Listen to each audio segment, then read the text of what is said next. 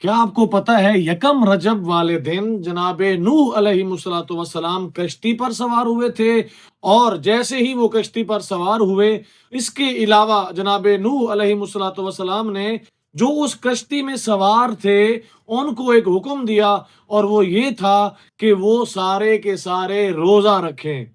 یعنی کہ یکم رجب کے روزے کے حوالے سے اتنی فضیلت وارد ہوئی ہے کہ جناب نوح نے بھی یکم رجب والے دن اپنے ساتھیوں کو اور خود جناب نوح نے بھی روزہ رکھا۔ اس حوالے سے یکم رجب کے جو اعمال ہیں ان میں سے ایک عمل ہے روزے کا رکھنا۔ یکم رجب اور یہ رجب کا جو مہینہ ہے، یہ در حقیقت اس میں آپ جتنا ہو سکے روزے رکھیں، کیونکہ جتنا ذکر روزے رکھنے کے حوالے سے اس مہینے میں وارد ہوا ہے، اتنا ذکر رمضان کے علاوہ کسی اور مہینے میں وارد نہیں ہوا۔ اسی لیے اس مہینے کو روزوں کا مہینہ بھی کہا جاتا ہے، کیونکہ مستحب روزہ جو ہے وہ بہت زیادہ فضیلت کا حامل ہے۔ تو انشاءاللہ یکم رجب آپ سب مومنین کرام، رجب کا مہینہ آ رہا ہے، آپ سب انشاءاللہ یکم رجب والے دن روزہ رکھیے گا۔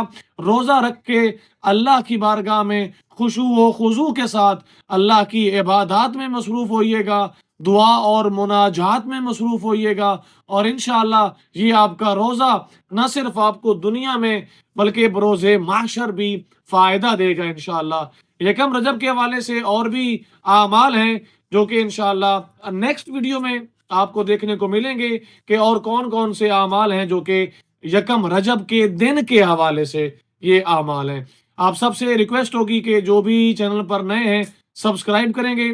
ڈسکرپشن میں آپ کو واٹس ایپ گروپ کا لنک ملے گا، اس کو جوائن کریں گے تاکہ ہر ویڈیو ایک تو سب سے پہلے آپ تک پہنچ سکے، اور دوسرا آپ کا مجھ سے رابطہ رہ سکے انشاءاللہ، اور سوالات وغیرہ اگر آپ کرنا چاہیں تو وہ بھی کر سکتے ہیں۔ بہت شکریہ جی، بہت مہربانی، اللہ حافظ اور اللہ ناصر۔